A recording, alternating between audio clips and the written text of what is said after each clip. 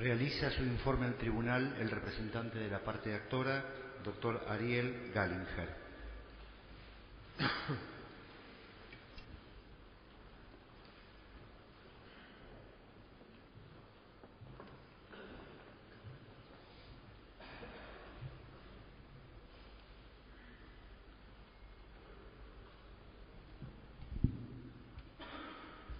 Buenos días, señores miembros de la excelentísima Corte Suprema de Justicia de la Nación. Para los abogados en general, creo, esta instancia y esta oportunidad es un hecho histórico y agradezco la oportunidad que se nos da de participar, sobre todo para quienes venimos del interior, que algunas cosas las vemos tan de lejos. En realidad, lo que he venido escuchando hasta acá me obliga a modificar sustancialmente lo que iba a desarrollar en cuanto a cómo lo iba a plantear. Si bien lo central sigue siendo lo mismo, creo que la discusión en esta causa está centrada en dos ejes. Primero, si existió discriminación y cuáles son los efectos de esa discriminación. Doctor, si me permite el tribunal, sí. Me gustaría interrogar justamente sobre esos puntos, así que le voy a dar la palabra al archivario. Gracias, señor presidente. Doctor, la primera pregunta es, ¿cuál es el criterio discriminatorio que a su entender utilizó el banco? El criterio discriminatorio es que el banco ejerció una medida ejemplificadora porque el esposo de la señora Pellejero es el más encumbrado representante gremial que tiene el banco entre sus filas. Integra la mesa... Hay una ley que establece cuáles son los criterios discriminatorios. Sí. ¿Usted está de acuerdo en que el criterio de opinión gremial es el que corresponde a este criterio discriminatorio utilizado por el banco? Fue discriminada, la señora Pellejero fue discriminada por dos razones. En primer lugar, por la cuestión gremial de su esposo, no era por cualquier cuestión gremial. Es cierto que ella no era delegada gremial, es cierto eso que se argumentaba hace algunos instantes desde este mismo lugar. Ahora, también se la discriminó por ser mujer, por ser la esposa del secretario general de la Asociación Bancaria. Perdón, doctor, ¿cuántos años hacía que la señora trabajaba en el banco? 20 años. ¿Y recién entonces se dieron cuenta que era mujer? No, recién entonces, en esa circunstancia, el esposo de la señora se integró a la Mesa Nacional de la Asociación Bancaria. ¿Cuándo se integró? Hacía 1 año, 2 años aproximadamente.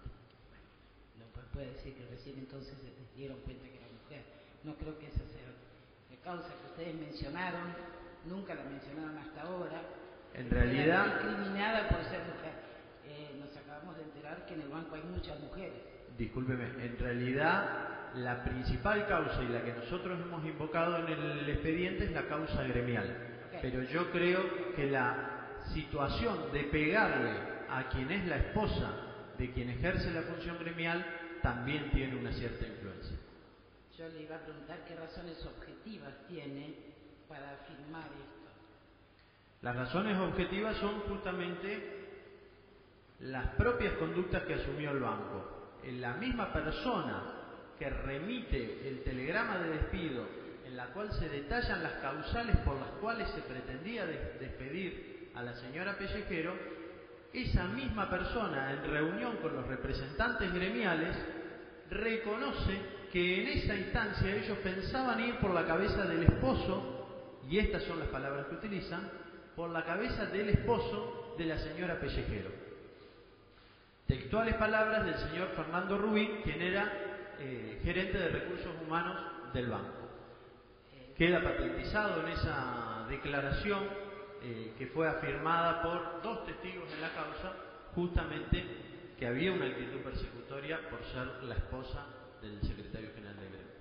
¿Cuáles son las razones que llevaron a iniciar una acción de amparo y no un procedimiento laboral ordinario? En primer lugar, en el momento que nosotros hacemos el estudio jurídico de la causa, entendimos que la ley antidiscriminatoria tenía para nosotros naturaleza penal y entendimos que otorgaba el máximo de cobertura y la posibilidad de lograr la reinstalación y la anulación del acto jurídico que entendíamos que era un acto ilícito.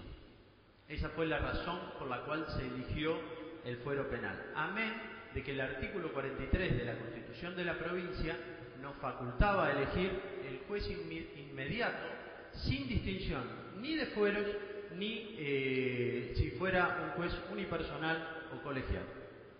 Expresamente la Constitución de la provincia de Río Negro en el artículo 43 nos daba esa facultad y por esa razón en el análisis jurídico se decidió esta alternativa.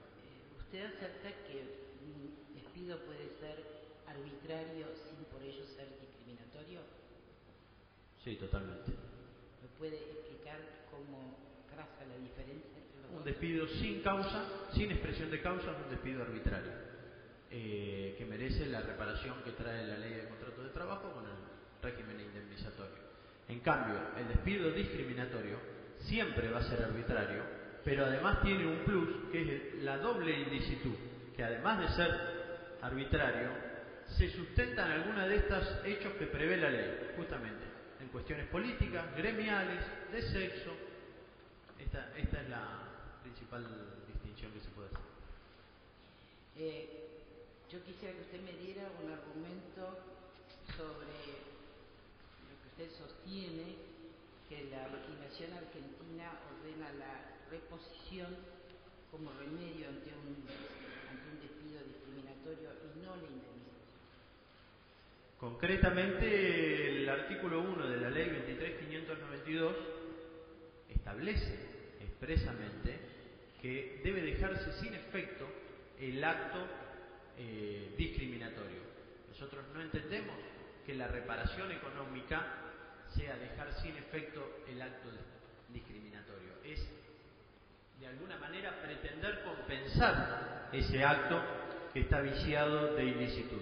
De hecho, el banco en numerosas oportunidades le ofreció a la actora reparar económicamente el despido. Inclusive en alguna oportunidad hasta fueron con el acta redactada, estoy hablando de audiencia ante el Superior Tribunal de Justicia, nada más que... En la ley de contrato de trabajo existe un despido discriminatorio que, sin embargo, tiene como remedio la indemnización. Tiene como remedio la indemnización con un plus del 30%, pero en ese caso no le es aplicable a la señora porque la señora había ingresado, en primer lugar, a trabajar con anterioridad a la entrada en vigencia de esa normativa. Y además, al momento que nos encontramos discutiendo esta cuestión, la legislación, esa normativa, el artículo 11, se encuentra derogado actualmente. Nosotros entendemos que la normativa que resulta aplicable es la que establece el máximo de protección en este caso y que además viene en consonancia con los artículos 1044 y 1045 del Código Civil, que expresamente establecen que los actos jurídicos de objeto prohibido, como es el acto jurídico que tiene un objeto discriminatorio, son nulos. Nosotros no entendemos tampoco por qué va a ser diferente la cobertura que va a tener cualquier ciudadano frente a un despido, frente a un acto discriminatorio, que va a tener un trabajador. Nosotros entendemos que justamente estar en pie de igualdad es brindar la misma cobertura. ¿Conoce si el Banco Hipotecario ha tenido actitud discriminatoria también con otros delegados gremiales? Tengo entendido que en Resistencia hay un caso en el que han pedido un desafuero de un delegado gremial por una situación similar. También entiendo... Pregunto por cuestiones discriminatorias. Sí, no, por motivos discriminatorios no tenemos otros antecedentes. Doctor Maqueda. Sí, en realidad yo también voy a cambiar la pregunta, así como usted cambia la exposición, porque quiero seguir hilvanando con lo que pregunta la doctora Esquivay. ¿Hubo algún hecho o indicio anterior al despido en el marco laboral de la actora que permita suponer que esa medida fue un hecho de persecución político-gremial hacia su marido? Existía en esa época un reclamo de parte de la asociación bancaria de naturaleza gremial unos meses anteriores, 3 o 4 meses anteriores, en el cual reclamaban determinadas circunstancias con respecto a las condiciones de trabajo y demás, que habían presentado algunos reclamos puntuales. ¿Pero eso era un tema determinante en el despido? Yo no creo que debiera haber sido determinante, lo que evidentemente algún tipo de influencia o por lo menos algún tipo de ejemplificación entendemos que se quiso ejercer. ¿Por qué entiende que la consecuencia natural del despido discriminatorio según la ley es la reincorporación y no el pago de una indemnización que pueda compensar los perjuicios provocados? En primer lugar, porque la dignidad de los trabajadores no puede ser reparada exclusivamente en términos monetarios. En segundo lugar, porque la actora, en este caso puntual, ha rechazado esa alternativa, los perjuicios que ella ha sufrido, que lo que se ha sentido menoscabada en su dignidad, la han llevado a esta circunstancia, inclusive ante la alternativa de la posibilidad de un resultado adverso. Y por último, porque creo que es la solución que la ley de alguna manera otorga en la ley 23.592. Ahora volviendo a la situación planteada en auto, ¿se citó a la actora para que brinde explicaciones sobre las irregularidades que se le imputaron antes que el banco decidiera despedirla? O sea, ¿se le dio oportunidad de defensa? Jamás. Es más, la actora se encontraba de vacaciones en la ciudad de Córdoba cuando le remitieron el telegrama, es decir, que se encontraba gozando de su licencia anual. En ese momento se le cursa el telegrama de despido y nunca se le permitió ejercer el descargo, ni aún antes ni aún después. Ella se dirige a la ciudad de Buenos Aires a entrevistarse con el señor Fernando Rubín, gerente de Recursos Humanos, para intentar pedirle algún tipo de explicación. No es recibida. En ese marco son recibidos el señor Rojas y el señor Gustavo Díaz, que son integrantes de la asociación bancaria, del sindicato, y es en ese marco que el señor Fernando Rubín les manifiesta que ahora iría por la cabeza del secretario general de la asociación bancaria. Y ya sabemos por lo que ha dicho el abogado de la parte demandada de que no ha habido en este caso una instrucción sumaria. No ha habido un sumario administrativo, como se dice habitualmente, pero ¿hubo alguna oportunidad en el ámbito de esta auditoría que aquí se mencionó donde ella pudiera ejercer su derecho de defensa? Nunca. Se enteró de la auditoría recién cuando ya se encontraba en marcha el proceso del amparo judicial, que fue agregada como prueba al expediente. Y por algunos comentarios, digamos, informales, pero la lectura del expediente, digamos, de la auditoría esa, únicamente la pudo tener en esta instancia, en la instancia judicial, digamos. Hasta ese momento, hasta la instancia judicial, solo eran comentarios, por ejemplo, realizados por el señor Rubín en el marco de esa reunión a los representantes gremiales. Y en esa auditoría es para nosotros esencial, siendo que es una auditoría realizada por el propio banco a pedido de las autoridades del propio banco, el auditor declara expresamente que no tuvo ningún tipo de intervención en el expediente que se le imputa alguna responsabilidad la señora Pellejero. ¿Esto está expresamente en la auditoría? Está expresamente en la auditoría que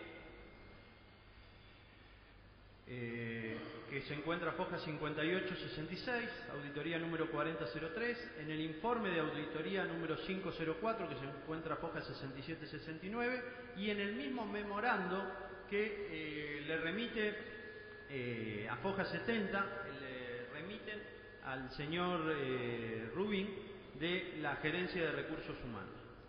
¿Por qué opina usted que el banco alega pérdida de confianza por haber estado vinculada al crédito del hermano?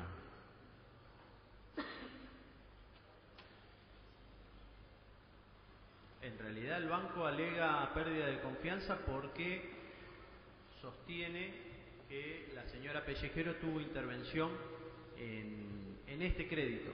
Nosotros hemos demostrado con toda la prueba que existe en el expediente, que bueno, que se puede detallar, que la señora Pellejero no tuvo ningún tipo de intervención en ese crédito. Es más, yo tengo dudas que ese crédito haya tenido tratamiento irregular